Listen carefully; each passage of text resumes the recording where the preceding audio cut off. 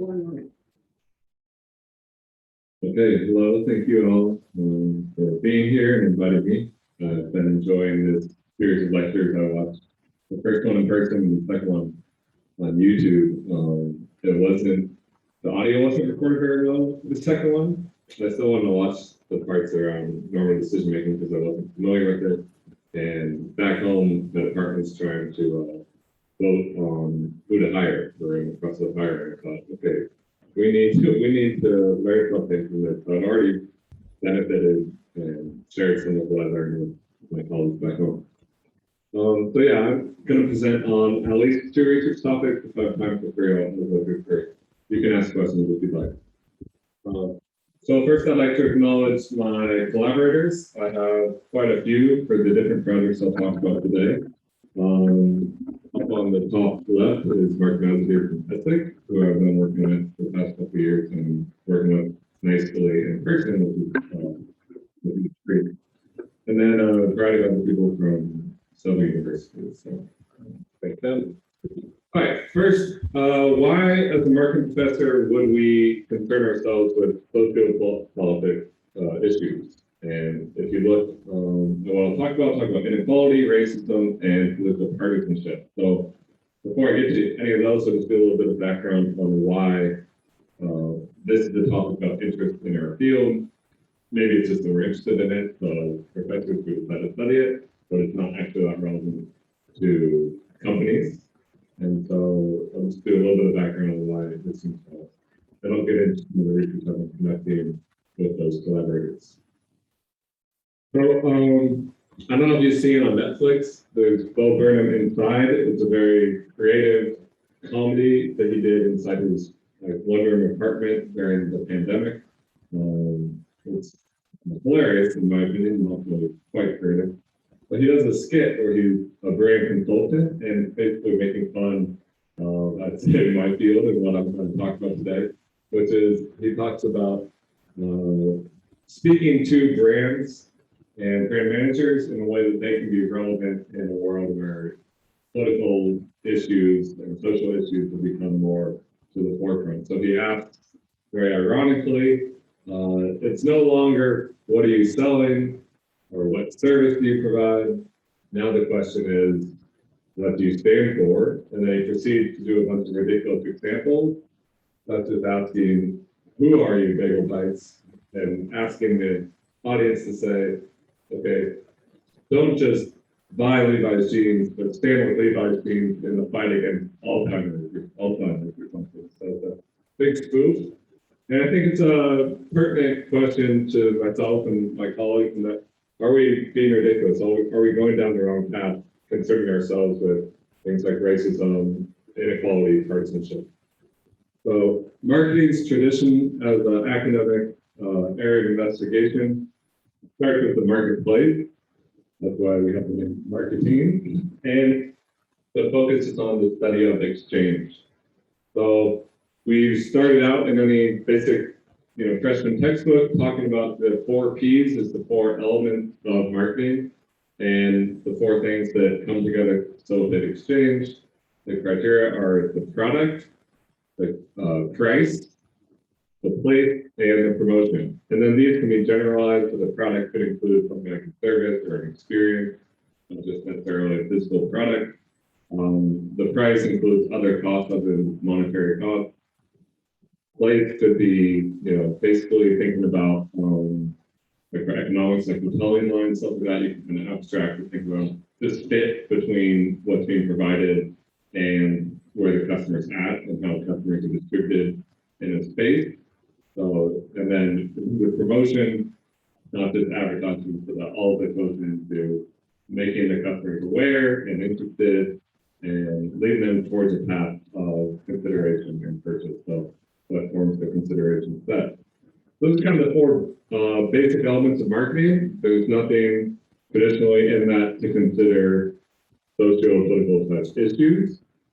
But over time, as the field developed, we started to go beyond just what we call marketing and look at relationship marketing, which is basically just acknowledging that any exchange is embedded in time. So you have a series of exchanges typically with repeat actors. And relational concerns, social concerns between the participants could be very material in terms of determining how they would both feel about the exchange. Would they repeat? Would they invest in something in the long term? So starting to consider the trust of the actors, the level of commitment, their expectations for the future, even the variance of past experiences, the stable relationship or highly variable relationship. So all of you probably belong to several loyalty programs where they're tracking you and using data and analytics to try to adjust your service experience, maybe more customized to you specifically. And then in business-to-business settings or high-touch services, there's the personal social elements that we start to study. So that's moving towards concerns outside of just the base element of the exchange. But then a variety of studies, including this one I'll use as an example from my own work, looking at the social context that people find themselves in and how that leads over to impact how they feel about these market elements. So in this paper that was published in 2019, I think, we were looking at sponsorship. So I don't know if it's difficult to see. This is the logo of the Paris very small terminal soccer team. And brands will pay additional money to be affiliated with something of interest to their target market, such as the sports team. And we were skeptical if that actually adds any value for the brand, or if it's just something that the managers would do because they get lots of perks of, getting wine and dine and associating with, famous soccer players. So in a series of studies, we were trying to see if it did add value and when it would. And what we ended up finding is this is just one experiment that was in a 16-page newspaper people looked at. So basically, we photocopied it to have or have not the reference to PSG. So this version, people did not see the reference to PSG. And we found that if you were a PSG fan and we made you feel socially isolated from other fans, so in one experiment, we looked at their actual location of the fans. In another experiment, we looked at making them feel socially isolated by telling them about who else was a participant in the study. So just saying that most of the survey participants are going to be recruited from Paris, or most of the survey participants are going to be recruited from outside of Paris. Change the effectiveness of the ad as measured by recall for the brand, attitudes towards the brand. So the kind of tangible outcomes that brand managers are looking for was either not adding any value at all if people felt like they were in an environment where they were socially connected to other fans, right? But if they were socially isolated, so they had some affinity towards something that mattered to them, and it wasn't being satiated, it wasn't being met, then the brand having that connection serves some value. So if you think about myself here in Paris, if I was just taking the bus the other day and I saw someone wearing a baseball cap for a team back in California that I have an attachment to, and it just stood out like a thunderbolt, I wanted to talk to that person. But in this environment where I'm no longer feeling any affinity or connection, it serves as a point of interest. But if I was in San Francisco with plenty of people who were wearing the same hat, and I feel perfectly socially satiated in terms of my identity and connection there, it would not be so important to me to see someone wearing that hat. I would not want to go talk to them just because they have that hat on. So we see that same type of pattern behavior playing out in this field. So that's just one element in terms of advertising and promotion, where the social context being thematic. What about the socio-political context? This is kind of a brief story looking back at the 20th century or 19th century. We saw the rise of mass production and distribution, globalization, and uniting markets. And in that context, we had mass media as well, which led nicely to have these mass brands that tried to serve everyone.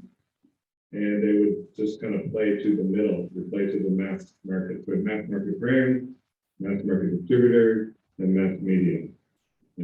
In that world, the socio-political context probably was not relevant to many of the brands in terms of their positioning in relationship to customers.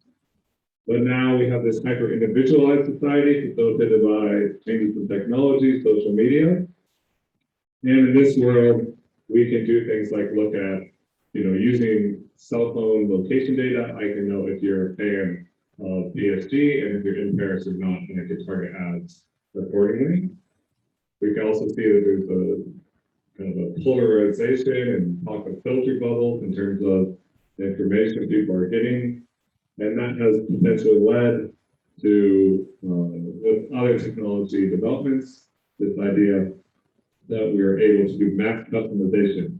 So instead of mass marketing to the general populace, now we have the technology to do mass customization that any of you sign on to YouTube, Instagram, Netflix, you will have an experience that's uniquely tailored to you, and it's unlike any experience anyone else would have because of recommendations into personalization. Yeah. Overall, this is their optimal distinctiveness that kind of points to this idea that we will form these micro communities, and some of those micro communities could use symbols to potentially what they purchased as a way of signaling affiliation and connection. So optimal distinctiveness says that we have two competing desires. We have the desire to be unique and to feel important, which would be over on this end of the graph. But we also have the desire to feel like we belong, we have safety. And those two tensions, those two desires compete with each other and form this kind of optimal satisfaction when we feel like somewhere between a member and a leader, but not so extreme that we're the lone wolf or we're just some sheep following the herd.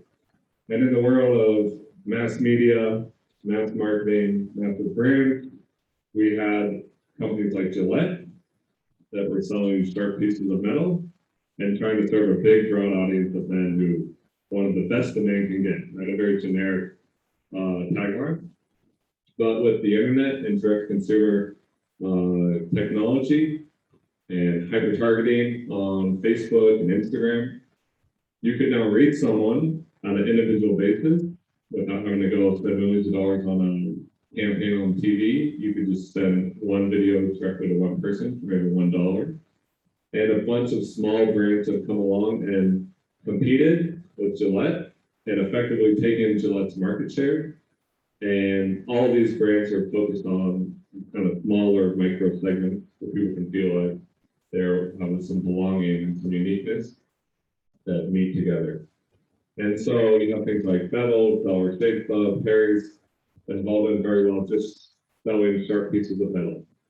So it's this idea that the product itself is not necessarily going to be differentiated, but the community that people want to belong to can be the point of differentiation. And as we have these filter bubbles and politics and be more important and political identities of consumers, brands have taken that into consideration. You see brands building a whole strategy around trying to appeal to people's social, tribal, political interests.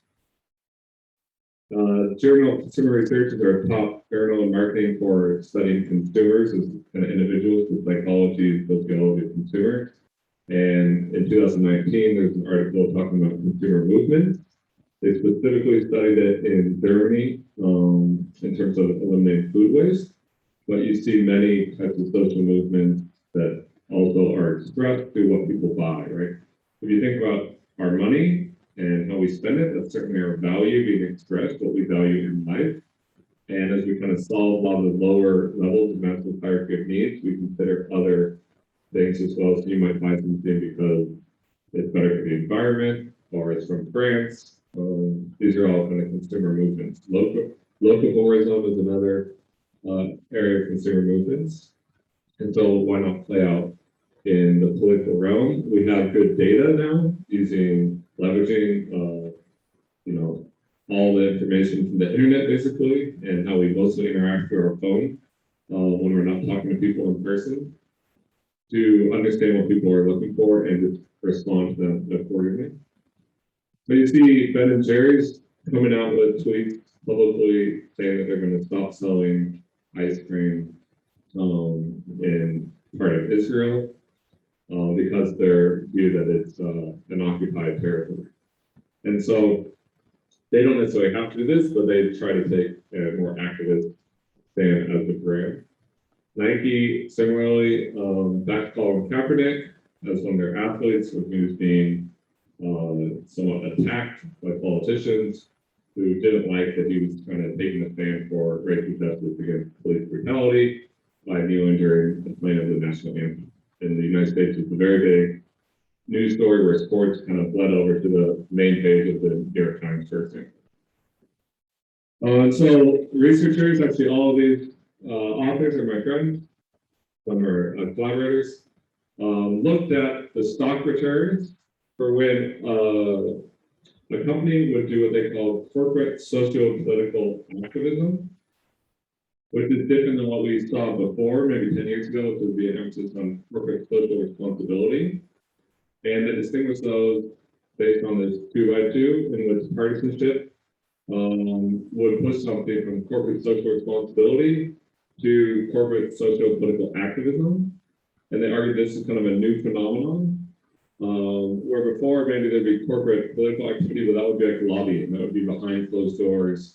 A corporation would try to have political influence, but wouldn't try to broadcast that to the public.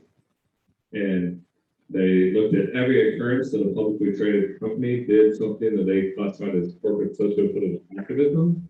And overall, they saw that the financial returns in terms of change in the stock price, the abnormal change in the stock price, was negative, and only in very rare occurrences where the stakeholders of the company kind of broadly were all aligned towards the issue of relevance, did it pay off?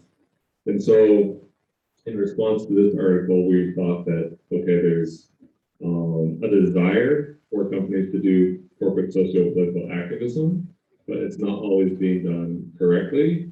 And then there's also a number of brands who don't want to be political, but in this environment, it's arising from their employee base, it's arising from their customer base. It's just arising because they're in an environment where political social concerns are more and more salient to people as they're looking through their news feeds, et cetera. So that's kind of the background of how we, as a field, I'd say, in marketing, have started to concern ourselves with these types of topics.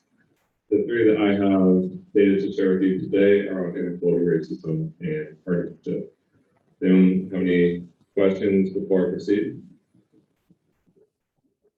Your question, I would think there must be many firms today that are really worried about being typecast and therefore losing customers to see them as belonging to the opposite side. Then there are companies looking for opportunities to get something positive out of something. Yeah, I think I share your intuition. I'd be curious to look at the legacy of the company and look at kind of issues of kind of top management theories and who the managers are, how long the firm has been around. I'm sure we could look at the characteristics of the companies who are engaging in this type of activity versus those that are not. So I would imagine more challenger firms or firms that are arising, newer firms where they're kind of built on the internet first would be more likely to engage in such a thing. But I'll get you some information later where there are signs that some firms are trying to avoid this actively with the concerns with backlash or just wanting to serve an audience that isn't segmented by a socio-political concern. Okay, anything else come to mind? But I'm not seeing that is the only motivation or the observe recently more and more ethical comparisons, or it's just always okay, they take into activism, but if things what you have going financial health, or we have seen some change in the behavior. I think if you're a for-profit company, you're trying to sustain yourself through being profitable, but you could have a social mission. So like Tesla, for example, proclaims to want to accelerate, the change to sustainable transport, but they're going to do that through being profitable and taking market share would be their aim. So I think yeah, there is work in terms of that. I would say is more what I would say is like corporate social responsibility, and there's been a lot of work saying that firms that do have more of a responsibility or a sense of responsibility to their stakeholders are doing well in things like recruiting new employees and retaining employees. What's different between responsibility is it's just usually for a low partisanship issue. So like cleaning up parks in your hometown as a company, or having concerts, or sponsoring education. Those are not necessarily hotline issues where it creates some controversy or divide. What's rather new is this thing where it's like this trying to have some controversial issue be part of your business when it's not directly relevant to your business. And there have been a few companies who, I think Coinbase, for example, have told their employees that we're no longer going to discuss partisan issues at work. And if you don't like that, we'll give you a nice severance package and you can leave. It's not relevant to their core mission. So they might want to have something in which they're responsible for some stakeholders, but not where they're going to kind of cultivate an activist culture. Okay, the first one I'm going to look at is inequality. And this is more of the case where not necessarily as a firm you're trying to be politically active, but just by who you are, and as inequality becomes more salient, you might find yourself having to manage concerns with inequality that will land on you as a company. So the kind of big picture finding is that inequality erodes trust in powerful seeming brands. Okay. So overall, within the United States, inequality has been increasing in terms of a variety of different measurements, economic inequality. Across countries, in some ways, it's actually been getting less so. So like if you look at the amount of people that come out of poverty in countries such as China and India recently, you can say globally inequality actually is not increasing quite as rapidly, but certainly within country within the United States, which is where we conduct this research, has been increasing a lot. And the amount of news and commentary on it has also been increasing. And the amount of Google search for inequality has been increasing a lot. So back in 2004, relative to poverty, there was a large gap. The blue line here is searches on Google Trends for inequality, and the red line is poverty. And over the past 16 years or 17 years, the amount of search activity for inequality has raised almost 200%, where the amount of interest in poverty has actually declined by 44%. So along with the decline in poverty and increase in interest in inequality, we've seen a decline in the value of brands. So there's been some consulting work looking at trying to assess the value of brands over time. Just how much is a brand worth, like the symbols and the meaning that consumers attach to it. And it says that overall, there's been a decline in the past 2 decades of about 50% of the value of brands, and they're studying large brands in this case. So we wonder, is there some common obstacle that is affecting a large swath of brands that's leading to them having a decline in value? I think one of those common obstacles is the rise or the shift from this kind of mass media, mass brands, mass retail, mass productions, economies of scale towards this technology-enabled rise of these kind of small micro segments.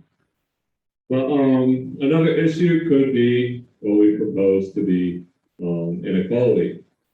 So we say that the way consumers relate to brands is in part linked to structural elements of the economy, and that economic inequality will damage consumers' relationship to powerful seeming brands. So get into a bit of the reason why we expect that to be the case, and then talk about the data. So I want to acknowledge there's some alternatives to this proposal. One is that inequality would have no direct effect on people's relationship to brands. Certainly, people might have more financial means to spend on certain brands. If they're at the high end of the spectrum, they could go after more expensive luxury brands. At the low end of the spectrum, maybe if they had declining wealth, they would not be able to afford to some brands, but wouldn't necessarily change their psychological relationship to the brand. There could be a universal effect in which every brand would have declining value because there's just generally less trust in the system. The system trust theory causes that something like inequality would lower people's trust in the system as a whole, and that affects people's trust in a strange individual as well as any brain they would encounter. So we actually think it's more specific to powerful student brains. And then there could be consumer effects that have implications for what people are purchasing, as I kind of mentioned before, such as if I have more wealth, if I'm at the top of the spectrum, or if I have less wealth at the bottom of the spectrum, I just have less financial resources available to spend on certain brands. But overall, it's a story about concern for customers and not brands themselves. Okay, so the scholarship that has been done before in marketing is largely focused on consumers as individuals. And part of it focuses on our preference and desire to have status and seek status. And there's actually some conflicting research. So in this first bullet point, economic inequality is measured by a Gini coefficient, which is just a mathematical way of measuring consistently over time the concentration of wealth or income. Shows that in places where inequality is higher, there's more search for things like luxury watches. So maybe I'm concerned with my status and I want to acquire things that would signal status to others. But the second bullet point actually has a finding that's kind of opposite of that, which is when equality is high and I'm kind of low on the spectrum, I might actually want to buy status signaling goods because that will allow me to, there's actually a feasible way for me to kind of move up the kind of status hierarchy through purchases. But if inequality is so high, then why even bother trying? Would be kind of the rationale for the second one. That's a little bit conflicting, but both of those are inherently about consumers and their desire for status and not necessarily about power of brands. And I think it's important as a setup or caveat for what I'm going to talk about next, is that I could acquire status and signal status by working with a low power brand that has an ability to confer high status. So you can have a small, low power artisan producer. Maybe they make, it's just a single person in the shop who makes great jewelry. And it's not really a powerful brand, but it does signal luxury of the owner of the products. Okay, so there's some room where you have a powerful brand that's not actually luxurious. And so if consumers, let's say McDonald's, for example, wouldn't necessarily be high status themselves, but McDonald's is a high status brand.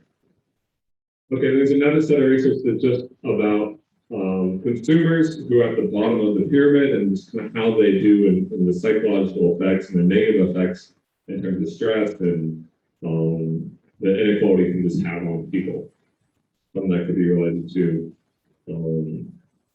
just insecurity, it could be related to envy. There's a number of studies looking at how people feel if they're in a lower position in a highly unequal society. Some of the findings are just kind of interesting that like for economically stuck customers, they variety seek more. But so most research has so far been on consumers. Now we're interested in the implications for brands. But first, we took this idea of inequality for granted, and we didn't really think that much about what it means and what it represents. And we realized it's a derivative of something else. So you have people's income, and then inequality is a derivative of the income here as well, and it's derivative. So you have some person at the top who has many more resources than necessarily people at the bottom of some spectrum. So it's about concentration of wealth.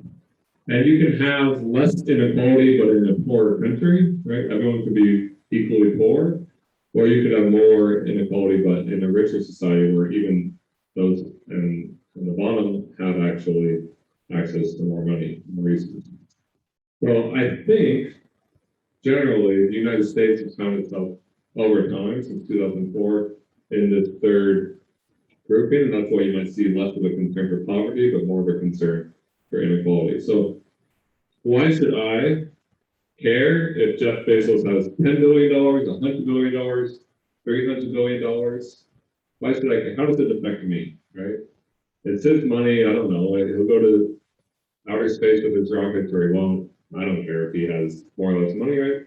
It shouldn't be relevant. Is one view, but that's not actually the case. So it's going to see. And there's several reasons for that. But one is concern for collective well-being and how we want to seek cohesion and not feel like we're necessarily different from each other. And I put CCP down there for the Chinese Communist Party and the idea of communists trying to seek solidarity. That just hints at where we're headed with this, which is looking at culture as another dimension. We haven't looked at yet. But in the United States, we're focused on, there's definitely a value of individual freedom. And if you think about the founding story of the US government, breaking away from Britain, it's around avoiding concentration of power. And you look at the way we set up the Constitution with very parts of government and anti-monopoly provisions in the law. And so one reason to be concerned with Jeff Bezos accumulating more and more wealth isn't that, I care what he's buying, but it's that he has economic power, and that translates to political power. And so that could be a concern if you are concerned with individual freedom, especially in a democracy. So inequality, whether it's for a wealthy society or a poor society, is inherently always about concentration of a resource, which contributes to power, and suspicion of power and beliefs about self-interest of the powerful and how absolute power always corrupts leads us to think that people will take steps to undermine the authority of powerful entities. Now, that implies that we would do things volitionally with planning and purpose, such as setting up the US Constitution or doing anti-monopoly efforts. But actually, what we propose is that it actually can happen more, not as consciously, more just kind of an automatic response. And in that case, we'll be a little bit less trusting of those that are powerful and a little bit less likely to purchase from them. So brains that seem powerful would be less appealing to us as we are concerned with concentrations of power and how the powerful might exploit the concentrations of power. So basically, as you look at American political history, there's lots and lots of stories around people trying to consolidate power and then want to do that. And I think there could be a consumer movement that might not even be that purposeful or intentional, that still could exist, which would be in some part of the theme of responding to inequality as a concentration of power. So our basic prediction is that economic inequality will reduce brand trust, a little negative sign there, which would reduce purchases of the brands that are trusted less. And that will be the case for when there's concern with brand power. So we looked at it across two studies. In study one, we have observational data across many locations and many brands. And we look at concern with brand power based on perceptions of brand leadership. That's the variable we have available to us. And then in the second study, we did an experiment in which we manipulated salience and inequality. And we looked at purchase for a more powerful or less powerful seeming company. And we looked at concern with brand power based on individual difference in terms of how much they value egalitarianism. So the observational data, we looked at within country variance. This is a map of the zip code level of inequality. The place with the highest inequality in our data was Miami, and the place with the least was West Oregon, Utah. We had 3 years of data in which we had inequality and other city level variables from the American Community Survey, which is basically provided by the US government. And then we had brand evaluation data from Harris Interactive Equitrend study, which is basically, they call 30,000 people a year and ask each person for money to give them an evaluation of 30 brands. So we have lots of brand evaluation data provided by them. And we have their zip code, so we're able to merge and match based on location. So overall, we had around 600,000 consumer brand ratings across 1,600 US cities. The basic model that we tested was economic inequality as measured by the Gini coefficient, its effect on brand trust from the survey, on purchase intention, and we looked at perceptions of the brand as a leader, which would moderate the relationship. So we predicted that for brands being perceived to be as leaders, the effect would be there would be a negative effect, and not so for brands that were not seen as leaders. We controlled for a variety of observable and unobservable factors in our model, typical model, and kind of show you what it looked like. This is just a simple exemplar for the motion pictures. And then we just regressed economic inequality on trust for a bunch of different brands, and for the brands that were high in leadership in a category such as motion pictures, we saw the trust decline as inequality increased for Walt Disney, but it just stayed flat or consistent for different brands such as Universal, who had a lower perceived leadership. Similar pattern for McDonald's versus Burger King, and Levi's versus Wayne Wrangler. So using a bunch of controls, such as category, even brand fixed effects, just getting at individual differences in perception. We saw, ran a bunch of regressions. We saw overall that there was this interaction where inequality depended on brand leadership in terms of its overall effect.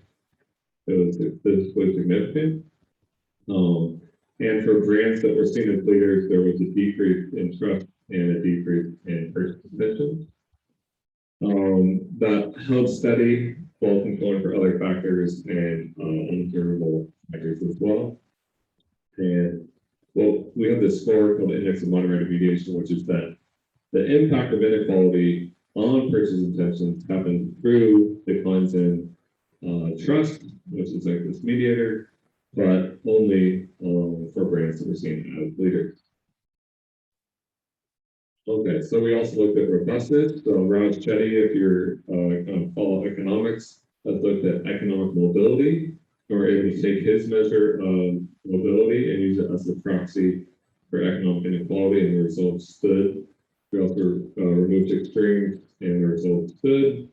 We looked at kind of running the analysis within economic subgroups, and there were consistent results, even for people that were relatively high in their own personal wealth or income.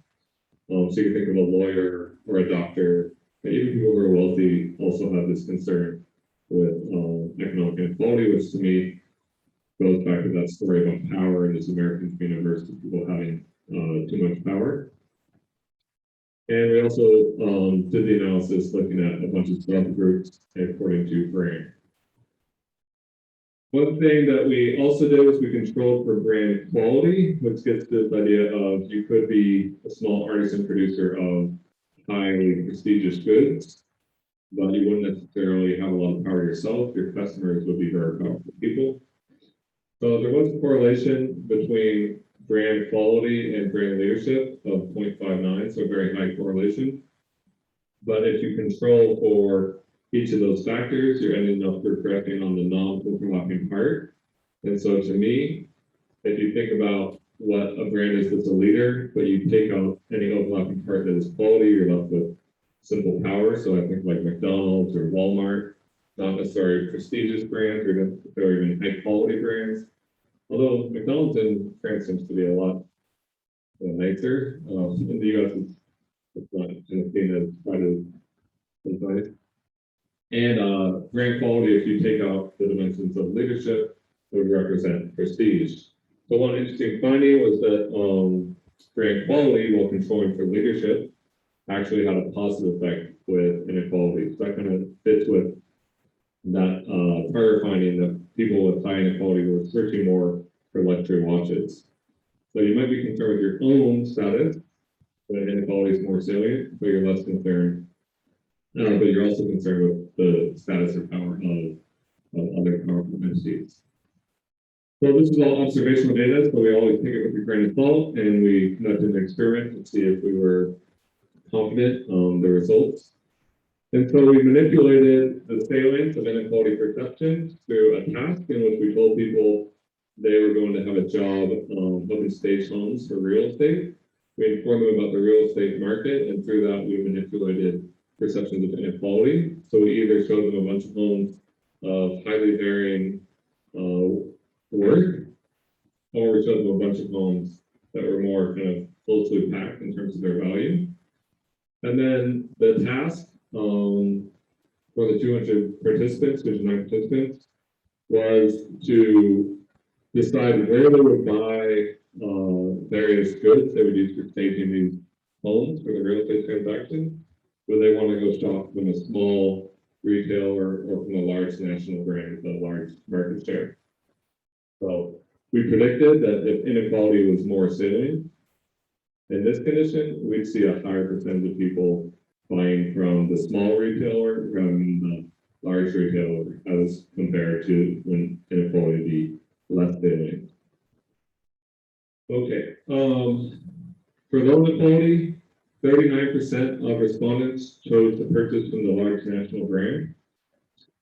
But when inequality was more salient, that percentage dropped down to 25%.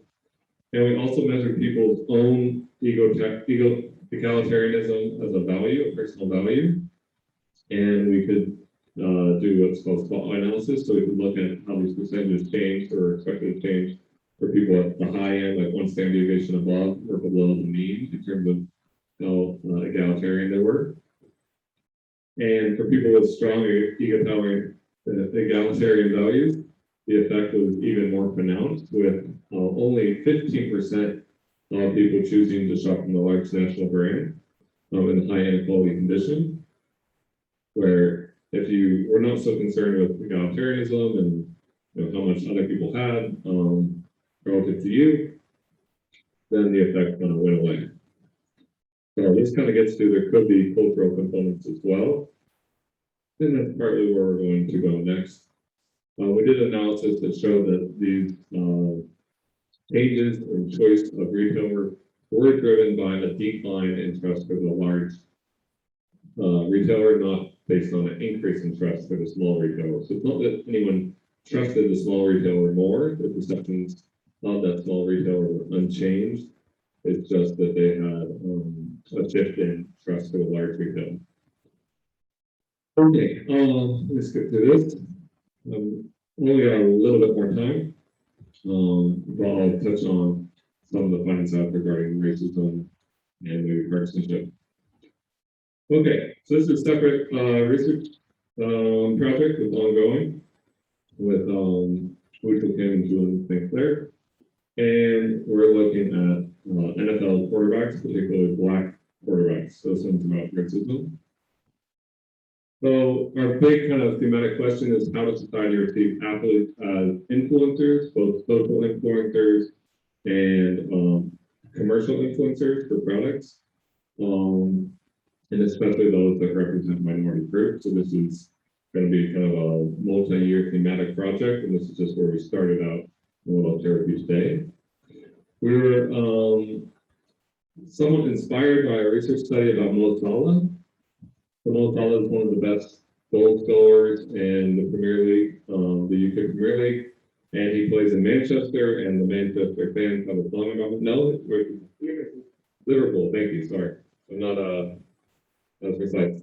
So they have a song that says, he's from Egypt, and he says, if he's good enough for you, he's good enough for me. If he scores another few, then I'll be Muslim too. He's good enough for you, he's good enough for me. And sitting in the mosque is where I want to be. So, inspired by his play and his song and his warm reception, some researchers have looked at hate crimes towards Muslims in Liverpool versus in the surrounding areas, and actually saw that hate crimes towards Muslims have gone down since he has joined the team and has been playing well. And that fits with this story that sports to me is great harmonizer. It's the thing that brings us all together. In the US, we were seeing other reception of sports stars happening during the same time. So LeBron James, I'm a big basketball fan, and he was commentating on race relations and police brutality in the United States, and there's quite a bit of pushback from political pundits who are not very receptive to his involvement. And research on status graph theory and social identity would actually predict that perhaps there'd be negative reactions to sports stars, especially Black sports stars, trying to have a more prominent and important role in society. And we thought about in the United States, the #1 sports player in terms of like stature and position is the quarterback in American football. And there's some interesting quotes. So this was from this in 2020 that said, "For years, they didn't want us not at this position. The space was sacred. The only thing they're seeing was the whites only sign, because the quarterback position in the NFL is not about sports, it's about power. The power that represents more than touchdowns thrown, QB ratings, wins or losses."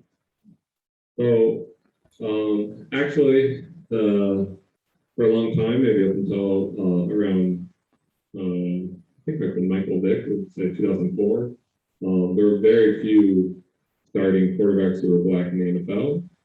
And there's even a lot of racist stereotypes like about their characteristics would make it that they wouldn't be able to perform at the elite level.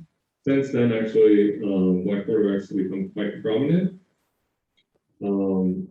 So we're wondering if we see a Mo Salah effect with Black quarterbacks becoming more present in the NFL, or if there might be one of 4 types of racism that we consider. So one would just be blanket racism, where given the U.S.'s legacy with racism, we could see just an outright blanket preference for white players over Black players, regardless of anything else. We thought maybe there would be negative reactions if there was a status threat. So only if it was a high power role, such as the quarterback in the NFL, would we see this effect show up, but maybe not so much for low power roles. It could be a territorial threat. So it's not so much about power, it's just about what is considered typically white. So you could imagine a low status, but typically white position, such as a punter. Punter is a rarely used position, just comes out maybe 4 times a game to kick the ball as far as they can. And it's also a position that's typically white. So it could be more about territorialism, not necessarily about power. And it could be about incongruence. So there could be some negative reactions that would elicit racism, but it could work in a variety of ways. So just as we categorize people and like to see things that are consistent with their expectations, a Black quarterback would violate our expectations, just as a white wide receiver or running back could violate our expectations. So it could just be around categorization and just dealing with disfluency. It could elicit racism, but it wouldn't necessarily always be a negative bias against the Black player. So we started with observational data, and we actually looked at the effect of Black quarterbacks on hate crimes, abuse, and discrimination. This was very much inspired by the Mo Salah research. So we categorized the city as having an NFL quarterback that was Black or non-Black. There's a variety of non-Black athletes, so we just categorized as non-Black, but typically it's white or at least white appearing players. And in terms of the outcomes we examined, we looked at 3 different outcomes to see if there was an effect at the city of having a Black quarterback. So we looked at Google Trends data on anti-Black racial slurs. We looked at the Black-white unemployment gap, and we looked at hate crimes, racial hate crimes against Black people in the city. We found that the race of the quarterback surprisingly did predict a greater unemployment gap and more racial slurs. We did see any evidence of hate crimes, which is somewhat of a relief, and also would be maybe too surprising if we did see it, but we were curious to check. So that's also after controlling for things like the football team, the city, etc. Okay, so we don't think we have a Mo Salah effect in the US with having Black quarterbacks, unfortunately. But what is Jarvis effect? Which of these kind of four types of racism could the play? So we started looking at experimental data. We looked at advertisements and how people evaluate advertisements in a common paradigm. And we just altered who the spokesperson was, a black quarterback or a white quarterback, or a black non-quarterback or white non-quarterback. So if it was about status or territorialism, we would see the effect only for the quarterback, but not for a non-quarterback position that is not of quite such high stature or is not traditionally seen as a black player or a white player. Okay, this is what the ad looks like up close. Is that I'm the quarterback, I'm the driver, this is my truck. The non-quarterback is that I'm a football player, I'm driven, this is my truck. We actually ran it 3 different times, the study, with 3 different samples. Either people online who we recruited, undergraduate students, or only men from the states where Ford truck was the top selling truck. And each time we looked at individual difference moderators similar to egalitarianism, that we thought would be theoretically relevant. The moderator never was relevant. So the individual differences we measured across the 3 studies were never relevant. But overall, across the 3 studies, we saw the white quarterback having a premium in terms of evaluation of the ad over the black quarterback, but no difference in terms of the non-quarterback. So across all 3 samples, since we conducted 3 studies all basically the same, except for difference in the moderator, we consolidated them with what's called a single paper meta-analysis, which is a statistical way of consolidating similar studies. And overall, we saw a statistically significant premium or deficit based on race for the quarterback position, but not for the other positions. So we don't see a Moselle effect, we don't see blanket racism, it's conditional, but we don't know if it's based on status, territorialism, or distinct congruence. And our moderators based on individual differences were not salient, so we're not working, so we turn to Schwartz's values, which are these more subtle ways of looking at people that directly connect to the ideas of the type of racism that could be at play. So there's different values that we all might have, such as self-transcendence, which is based on universalism or benevolence, openness to change, self-enhancement, which is comprised of power, and conservation is comprised of security, conformity, and tradition. So we thought that blanket racism could go down if universalism was a value.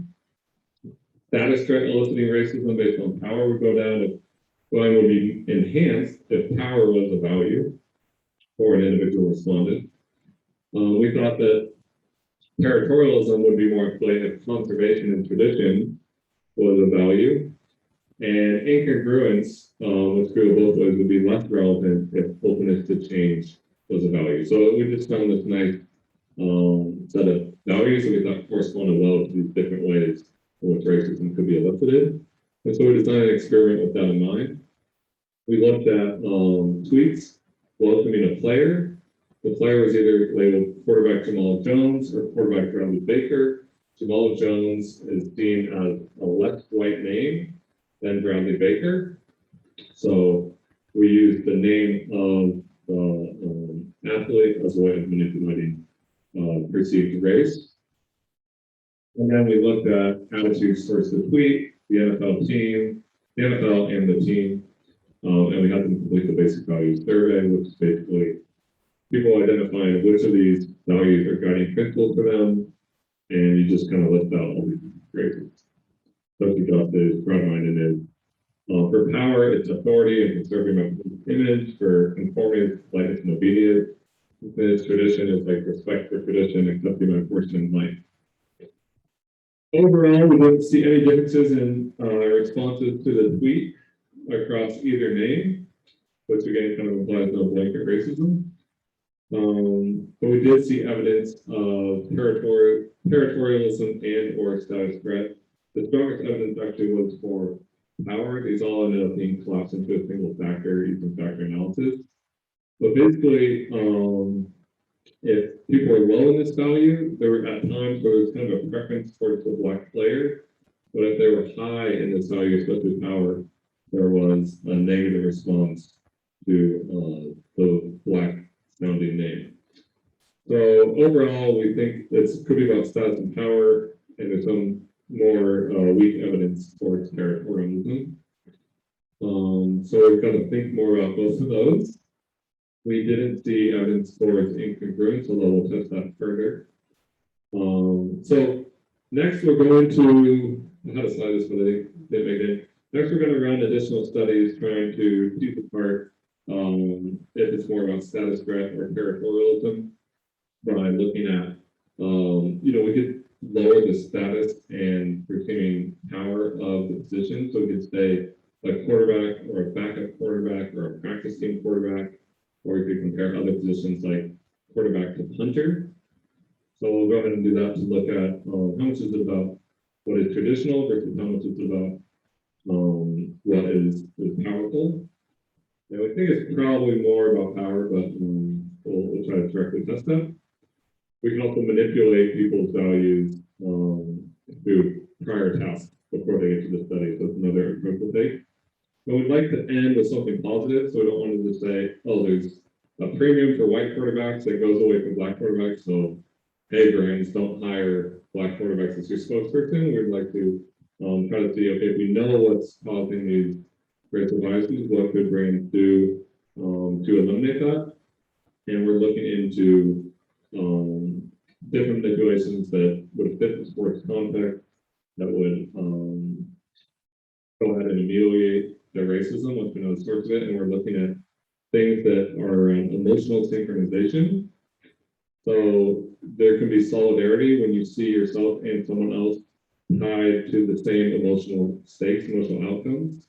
So traditionally with advertisements, you might show an athlete performing well. Here's my picture.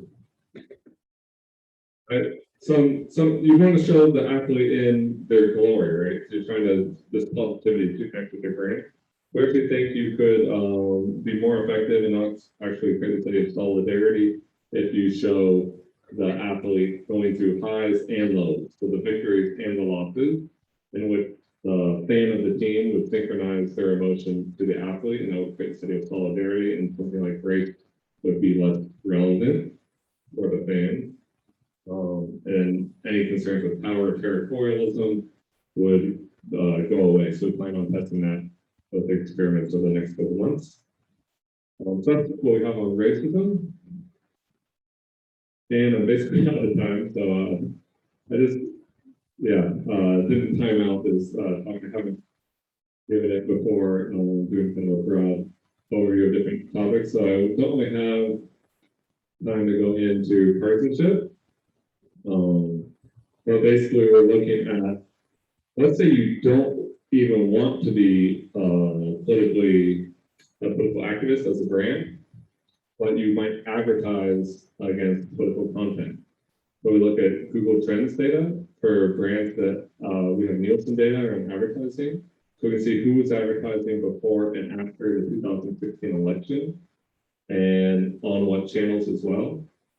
Overall, we see a dip so far in the efficacy of advertisements that were the day after the election.